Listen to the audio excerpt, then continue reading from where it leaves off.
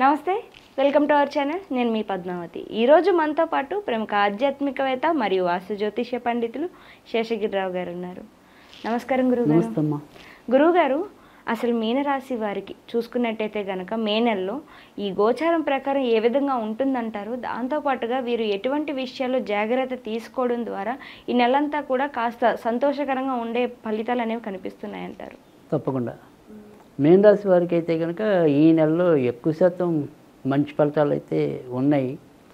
అయితే ఈ మంచి ఫలితాలు ఏ రకంగా ఉన్నాయి, ఎలా ఉన్నాయి, ఎక్కడ ఉన్నాయి, లేదు చెడ్డ ఫలితాలు ఉంటే ఎక్కడున్నాయి, ఏ సిచ్యువేషన్స్లో ఉన్నాయి అనేది ఒకసారి మనం వివరంగా తెలుసుకుందాం. అయితే ప్రస్తుతం ఉన్న పరిస్థితులు ఏంటంటే వీరికి కూడా ఏలినాటి శని మరి ఉన్న రాశుల్లో ప్రస్తుతం మరి మీనరాశి కూడా ఒకటి. ఈ మధ్యనే మరి శని వీరికి రాశిలోకి రావటం అనేది కూడా జరిగింది. కనుక మీనరాశి వారు ఏంటంటే ఈ నెలంతా జాగ్రత్త పడాల్సింది ఏంటంటే అప్పుడప్పుడు ఈ అనారోగ్యానికి సంబంధించిన బాధలు పెరగటం అనేది ఉంటుంది. కనుక ఆ రకమైన విషయాల్లో వీరు కొంతవరకు జాగ్రత్త తీసుకోవటం అనేది. తర్వాత రెండోది ఏంటంటే కొద్దిగా శుభ పరిణామం ఏంటి అంటే కనుక మే 19 నుంచి వీళ్ళకి ఏదైతే రాహు తన రాశి నుంచి అంటే మీనరాశి నుంచి కింద రాశి అయిన కుంభంలోకి వస్తాడో అక్కడి నుంచి ఇప్పటికే పెళ్ళయి ఏదైనా సరే ఇబ్బంది పడుతున్న భార్యాభర్తలు ఉంటే కనుక ఆ భార్యాభర్తల మధ్య ఒక అవగాహన రావటం, తర్వాత కొంత అనుకూలత పెరగటం అనేది ఒకటి. తర్వాత అలాగే ఈ ఇంట్లో అదే ఇదే రాశిలో మీన రాశిలో ఉండి ఎవరికైనా సరే పెళ్ళిళ్ళు కానీ అవి కానీ ఉంటే ముఖ్యంగా ఏదైతే ఈ రాహుకేతు ప్రభావం వల్ల కూడా సంబంధాలు దగ్గర వచ్చి కుదరకపోవటం, సో ఏదో రకంగా వాయిదాలు వేస్తూ ఉండటం, ఒకసారి వీళ్ళు ఒప్పుకుంటే అవతల వాళ్ళు ఒప్పుకోకపోవటం, ఇలాంటి ఇబ్బందులు ఎక్కువ ఉన్నాయి గత ఏడాది కాలంగా. సో అలాంటి పరిస్థితుల నుంచి కొంత క్రమేపీ వీళ్ళు ముందుకొచ్చి కొద్దిగా వివాహం అవ్వడానికి వాటికి కూడా అనుకూలమైన స్థితి ఏర్పడుతుంది. సో అందుకని ఈ ఏదైతే మీనరాశి వాళ్ళు ఉన్నారో వాళ్ళు కొద్దిగా గట్టిగా ప్రయత్నించండి, తప్పకుండా వివాహ విషయాల్లో ముందుకెళ్ళే పరిస్థితి కూడా ఎక్కువగా కనిపిస్తుంది. అయితే అలాగే కొత్తగా మరి ఇప్పటికే పెళ్ళయి సంతానం కోసం ఎవరైనా కనుక వేచి ఉన్న దంపతులు ఉంటే కనుక ఆ దంపతులందరికీ కూడా కొంతవరకు మనకి మే 20వ తారీఖు తర్వాత నుంచి మంచి ఫలితాలు వస్తాయి. కనుక మే 20 తర్వాత నుంచి నెమ్మదిగా వాళ్ళ కళలు ఫలించే అవకాశాలు ఎక్కువ ఉంటాయి. కనుక సంతాన పరంగా మాత్రం అప్పుడు మంచి అనేది ఉంటుంది. ఇక విద్యార్థుల మటుకు బాగా శ్రమపడితే తప్ప వారు ఆశించిన ఫలితాలు రావటం అనేది తక్కువ ఉంది. ఎందుకంటే ప్రస్తుతం రాశిలో శని అనేది ఉండటం అనేది ఒకటి, దానివల్ల ఏదో రకంగా వాయిదా వేయటం, బద్ధకం, ఒకే దాని మీద ఫోకస్ సరిగ్గా లేకపోవటం, ఆ రకమైన ఇబ్బందులు విద్యార్థులకు ఎక్కువ ఉన్నాయి. అయితే ఎప్పుడైతే మే 18 నుంచి వ్యయ స్థానంలోకి రావు వస్తాడో ఒకవేళ వీళ్ళు విదేశాలకు వెళ్ళాలనుకుంటే కనుక సాధ్యమవుతుంది. అలాగే విద్యార్థులు కూడా వాళ్ళ ఇంటి దగ్గర కాకుండా వేరే చోట అంటే హాస్టల్స్ కానీ ఇంకో ఊర్లోకి వెళ్ళి చేరటం కానీ, అంటే ఇప్పుడు సపోజ్ వీళ్ళు ఏదో దగ్గరలో ఒక ఊళ్ళో ఉన్నారనుకోండి, అక్కడ ఇంకా ఎడ్యుకేషన్ బాగుంటుంది అన్నారనుకోండి, అలాంటిది ఏదైనా సరే కొద్దిగా దూర ప్రాంతాలకు వెళ్ళి చదవాలి అనుకున్నా కూడా సాధ్యమవుతుంది. సో అలాంటి వాటన్నిటికీ కూడా మే 18 తర్వాత నుంచే ఎక్కువ అనుకూలత రావటం అనేది అయితే ఉంటుంది. ఇక రాజకీయ రంగంలో ఉన్న వారికి ప్రస్తుతం అయితే కనుక వీళ్ళకి మే 14 నుంచి ఎప్పుడైతే సూర్యుడు 3వ ఇంట్లోకి వస్తాడో అక్కడి నుంచి మంచి ఫలితాలు రావటం అనేది అయితే ఉంటుంది. కనుక అక్కడి నుంచి కొద్దిగా వారు ఆశించినట్టుగా ముందుకెళ్ళటం అనేది అయితే ఉంటుంది. అలాగే మే 14 దాటిన తర్వాత నుంచే ఇటు కంటికి సంబంధించిన డాక్టర్లు కానీ గుండెకి సంబంధించిన డాక్టర్లు కానీ వాళ్ళు మరింత మంచి లాభాలు పొందే అవకాశాలు పెరుగుతాయి. తర్వాత ఇదే రాశి వారికి కొద్దిగా తరచు ఏదైనా సరే ఈ అతి వేడి వల్ల వచ్చే వ్యాధులు కొంతవరకు రావడానికి, లేదా అప్పటికప్పుడు వచ్చి తగ్గే వైరల్ ఫీవర్స్, డెంగ్యూ ఇలాంటివి ఏవైతే ఉంటాయో అలాంటివి కొంతవరకు అలాంటి అనారోగ్యాలు రావడానికి ఉంటాయి తప్ప మరీ ప్రమాదకరమైనవి అయితే రావు. వచ్చిన అనారోగ్యం ఏదైతే ఉంటుందో అది మళ్ళీ సాల్వ్ అవుతుంది. సో అది మళ్ళీ వారికి అది ఉపశమనం కలిగించడం అనేది ఉంటుంది. కనుక మరీ బెంగపడవలసిన అవసరం అయితే లేదు.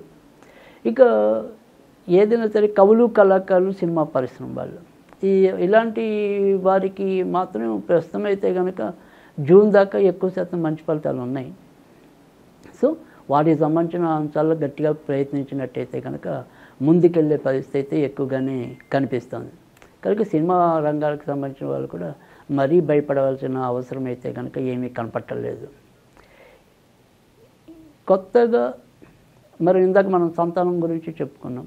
అయితే ఎవరైతే ఇప్పుడు అంటే ఒక ఏజ్ ఉంది కదా, అంటే సంతానం ఎవరికైతే పుట్టి ఒక ఏడాది నుంచి 5 ఏళ్లలోపు పిల్లలు ఉంటారు, అంటే పూర్తిగా స్థాయి స్కూల్కి వెళ్ళటం కానీ అలాంటి తక్కువ ఉన్నవాళ్ళు, ఇలాంటి వాళ్ళకి మాత్రం కొద్దిగా ఈ కఫ సంబంధించినవి మధ్య మధ్యలో ఎక్కువయ్యే ప్రమాదం ఉంటాయి.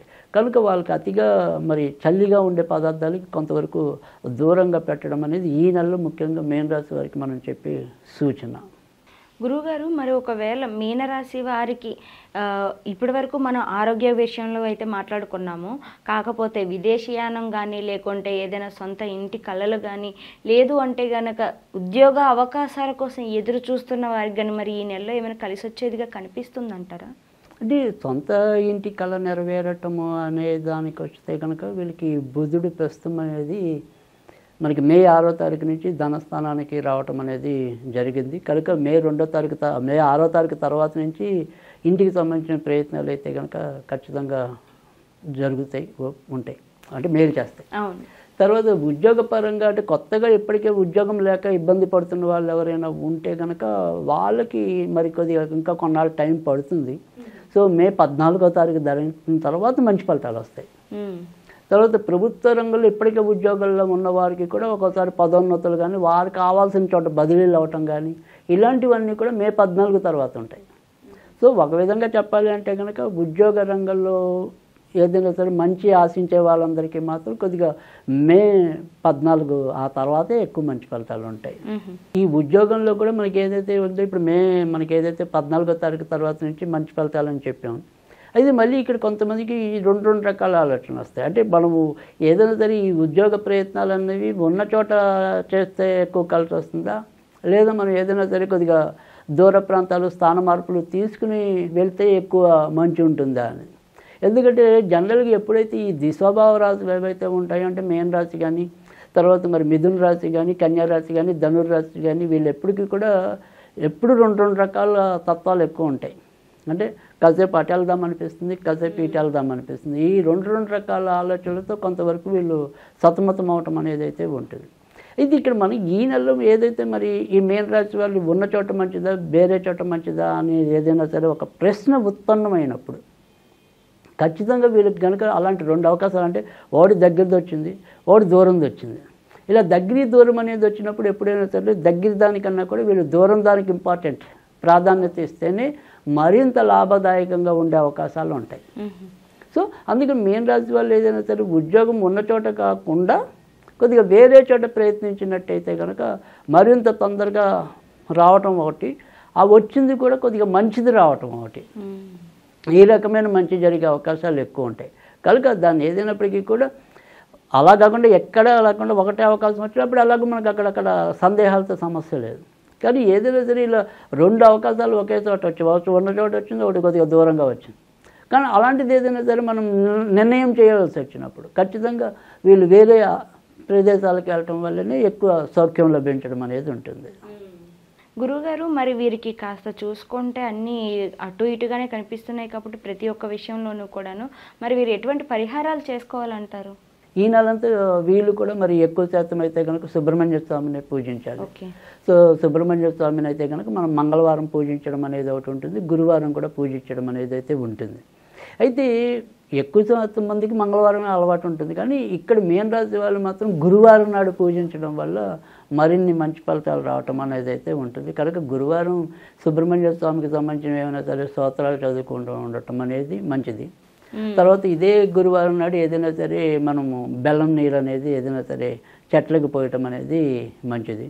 అలాగే ఈ నెలంతా కూడా వీళ్ళకి ఏదైనా సరే ఇష్టం ఉంటే కనుక నుదుటన కానీ ఇలా హృదయం మీద కానీ కొద్దిగా సింధూరం పెట్టుకోవటం వల్ల కూడా చాలా మంచి ఫలితాలు ఉంటాయి.